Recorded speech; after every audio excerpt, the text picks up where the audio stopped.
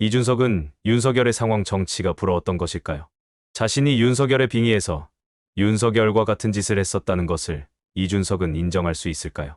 개혁신당 당원이든 지지자이든 일반 국민이든 개혁신당의 이준석의 지분이 절대적임을 누구도 의심하지 않지만 이준석의 사당이 되는 것은 누구도 원하지 않았을 것입니다. 개혁신당은 사당이 아니고 세금을 지원받는 공당입니다. 개혁신당 대표 자리는 허은하에게 넘겨서 당 운영과 관련한 모든 책임에서 자유롭고 싶었지만 개혁신당의 모든 결정에는 자신의 의지대로 관철되는 것이 당연했고 허은하 대표를 포함해서 개혁신당 모든 당직자가 자신의 허락하에 언행을 해야 한다 생각했나 봅니다. 이준석의 꼭두각시 요구를 수용하지 않으려는 허은하 대표는 자신의 지지세를 이용해 무력화시키고 허은하 대표를 당원 재판으로 탄핵해서 자신의 명예에 이의를 제기하지 않는 꼭두각시를 세우려 시동을 걸자 그것을 참다 못한 허은하 대표가 기자회견에서 이준석의 문제를 밝혔습니다. 어떤 책임도 지고 싶지 않지만 개혁신당의 모든 결정권은 자신이 갖겠다는 발상. 윤석열이 집권 후에 국민이 임해했던 방식 그대로입니다. 당대표는 이준석 의원의 부하가 아닙니다. 저는 침묵을 지키는 것이 당을 위한 것이라고 생각했습니다.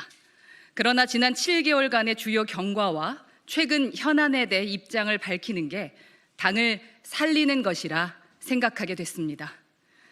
당대표는 당무를 총괄하며 사무총장과 정책위 의장 임명권을 가집니다. 모두 민주적 정당이 똑같습니다. 개혁신당도 마찬가지입니다. 현재 개혁신당 사태의 본질은 간단합니다. 저 허은하 대표가 이준석 의원의 상황 정치에 순응하지 않고 사무총장 임명권을 행사하려 했기에 벌어지는 일입니다. 그 밖에 저에 대한 음해와 모략은 모두 거짓입니다. 이제 자초지정을 설명드립니다.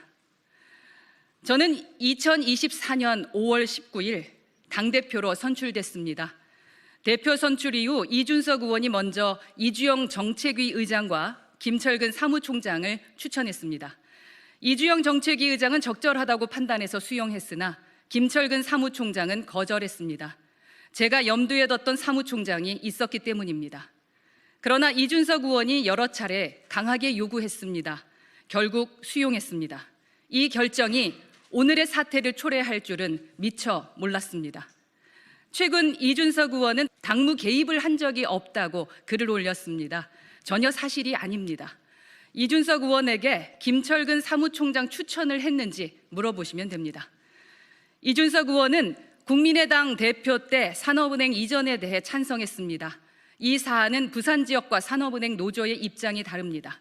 개혁신당 출범 이후 이 사안에 대한 논의는 충분하지 않았습니다. 6월 21일 부산에서 현장 최고위를 했습니다. 산업은행 이전은 부산 현안이었기에 기자들이 질문했고 저는 아직 최종 당론은 아니지만 나는 찬성이다 라는 취지로 말했습니다. 이후 들려온 이야기에 의하면 이때부터 이준석 의원이 매우 불쾌했다고 합니다. 이후 이준석 의원은 실력 행사를 하며 당을 압박했습니다. 6월 27일 총선 이후 첫 개혁신당 워크숍이 예정되어 있었습니다. 당 지도부와 당직자, 의원 및 보좌진 전부가 참석하는 중요한 행사였습니다. 이준석 의원이 워크숍 강사로 한 달 전부터 예정되었습니다. 그런데 이틀 전 오후 갑자기 이준석 의원은 불참을 통보했습니다. 불쾌감의 일환으로 해석됐습니다. 의원들은 워크숍 마무리쯤에 뒤늦게 참석했고 보좌진은 참석도 안 했습니다. 이후 원내 의원과 당직자들은 더더욱 이준석 의원 눈치를 보기 시작했습니다.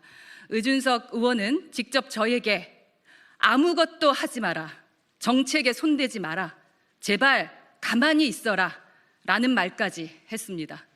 매우 모욕적인 표현이며 자괴감이 들었지만 묵묵히 견뎌냈습니다.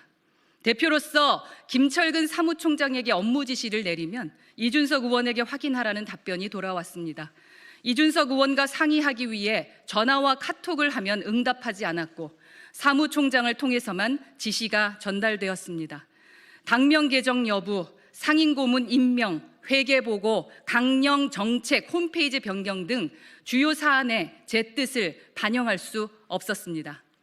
당 회의나 행사에도 이준석 의원은 거의 불참했습니다. 주요 사안에 대해 논의하려 직접 찾아가서 상의하는 경우가 잦아졌습니다.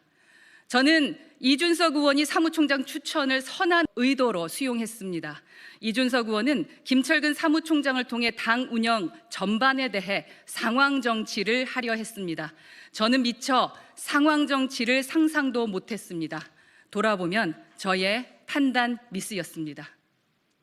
사무총장 임명 이후 김철근 사무총장은 대표 권한을 무시하고 월권하기 일쑤였습니다. 사무처 직원들이 저에게 개별 보고나 소통하는 것을 차단했습니다. 실제로 저에게 개별 보고했던 직원들은 사무총장으로부터 밤늦게 술에 취한 채 전화로 욕설과 협박을 받았다는 제보가 여러 차례 접수됐습니다. 이에 대한 녹취 자료도 갖고 있습니다. 홈페이지 운영비와 관련해서도 문제가 많았습니다.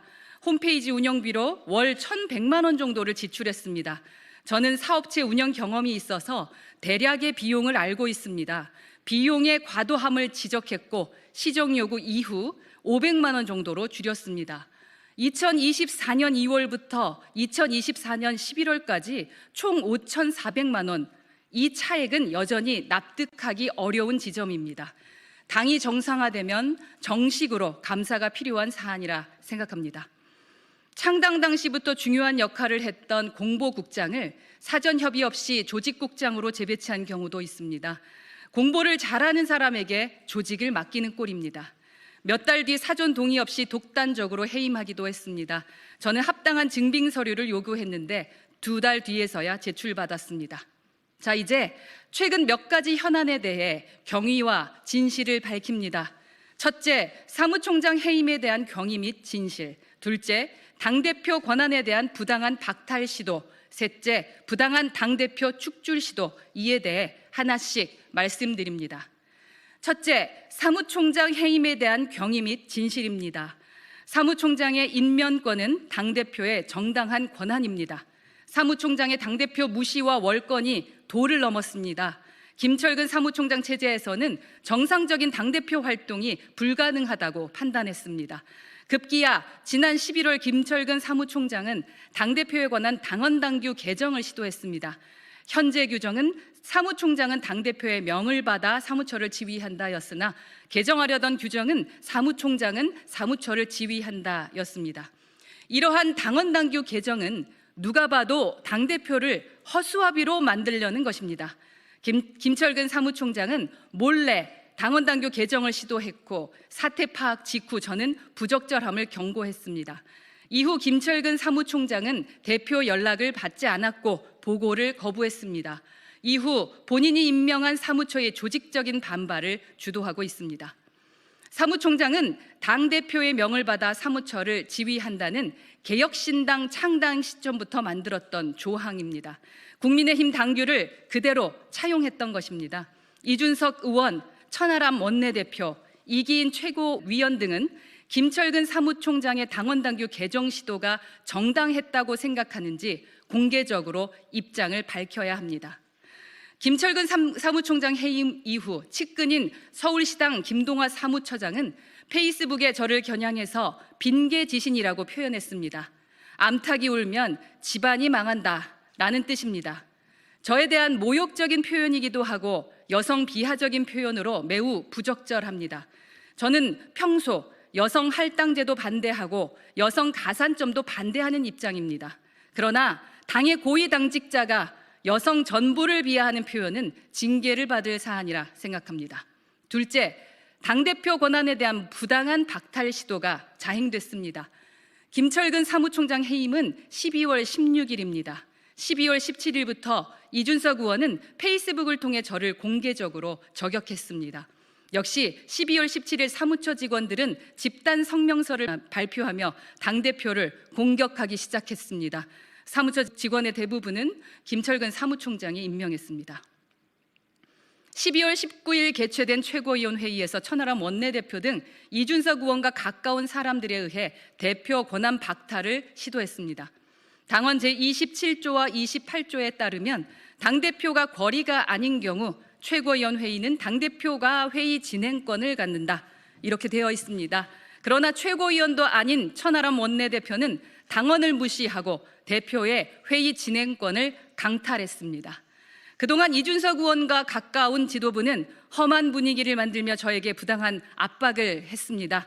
천하람 원내대표는 대표직을 사퇴하라고 압박했고, 이기인 최고위원은 김철근 사무총장 해임을 철회하라고 압박했고, 이주연 정책위 의장은 당대표 권한을 이양하라고 압박했고, 전성균 최고위원은 지도부 총사퇴하자고 주장했습니다.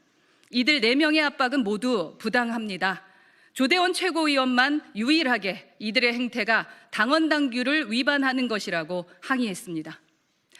제가 개혁신당에서 이런 일을 겪을 것이라고는 상상도 하지 못했습니다. 이러한 행태는 인간적 도의에도 어긋납니다. 이준석 대표를 축출했던 국민의힘 폐악질에 분노했던 개혁신당의 창당 정신과도 정면으로 배치됩니다. 참으로 씁쓸한 요즘입니다. 대표의 회의 집행권을 강탈해간 12월 19일 최고위원 회의를 이들은 비공개로 진행했습니다. 대표의 회의 진행권을 부당하게 박탈하기 위한 것이었습니다. 통상적으로 최고위원 회의는 기자들이 참석한 가운데 모두 발언을 하고 이후 비공개로 전환하는 게 일반적입니다. 그러나 이날 최고위원 회의는 외부에 알려지는 게 스스로도 부끄럽다고 생각했는지 처음부터 비공개로 진행됐습니다. 저와 조대원 최고위원은 공개 요청을 했지만 묵살됐습니다. 이는 개혁신당이 지향하는 민주적 가치와도 배치됩니다. 12월 19일 최고위원 회의에서 결정한 것들은 절차적 정당성을 위반했기에 무효입니다. 회의 전날 안건을 상정하지도 않았고 당일 회의 문서도 없었고 구두로만 진행됐습니다. 더 중요한 것은 회의 진행권이 대표에게 있음에도 불구하고 최고위원도 아닌 원내대표가 부당하게 강탈한 상태에서 진행됐습니다. 정상적인 최고위는 전날 저녁에 안건이 올라오는데 12월 19일 최고위원회만 전날 저녁에 안건도 없습니다. 12월 19일 개혁신당 최고위원회는 12.3 윤석열의 계엄 국무회의 수준과 크게 다르지 않습니다. 이후 12월 23일, 26일, 27일 그리고 25년 1월 2일, 10일 최고위원회 모두를 비공개로 진행하고 있습니다. 개혁신당은 숨길 게 많은 비공개 정당으로 전락했습니다. 12월 30일, 1월 6일, 9일은 이준석 측 최고위원들은 아예 불참을 하고 있습니다. 최고위원회를 무력화하려는 취지입니다. 셋째, 대표에 대한 부당한 축출 시도가 진행되려 합니다. 사무총장 임면권은 다시 한번 말씀드립니다. 대표의 고유 권한입니다. 그러나 김철근 사무총장 해임 이후 이준석 의원은 저에 대한 좌표 찍기를 했습니다. 이후 천하람 원내대표를 포함한 최고위원들, 사무처 직원들의 공격이 전방위적으로 진행되고 있습니다. 저를 도와주던 당직자들은 회유와 압박에 시달려야 했습니다. 정무실장, 홍보부총장, 대변인단, 위원장 등 하루 수십 통의 전화로 협박을 받았습니다. 대변인단 중 한 명은 하루에 40통이 넘는 전화를 받고 심한 스트레스를 호소하며 정치판에 들어온 것을 후회한다는 말까지 했습니다.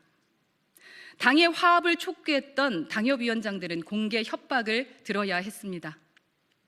최근 당협위원장 약 30여 명이 이준석 의원과 허은하 대표의 화합을 촉구하는 성명서를 발표했습니다. 중립지대에 있는 당협위원장들이었습니다. 이준석 의원은 이를 불쾌하게 여긴 것 같습니다.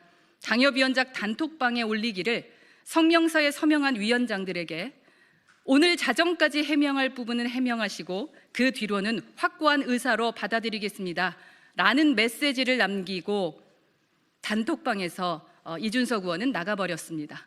천하람 원내대표 역시 해당 행위라며 압박 발언을 했습니다.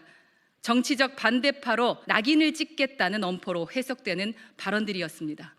겁에 질려 이후 절반 이상의 당협위원장들은 서명을 철회했습니다. 이준석 의원은 해당 당협위원장들 대부분에게 직접 전화를 해서 압박했다는 제보를 받았습니다. 1월 8일 이준석 의원은 페이스북에 저에 대한 당원 소환을 언급했습니다. 이후 이준석 팬카페 회원들이 당원 소환제를 준비하고 있다는 제보를 받고 있습니다.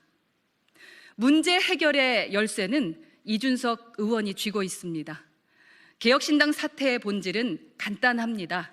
문제 해결의 방법도 간단합니다. 정리하면 아래와 같습니다.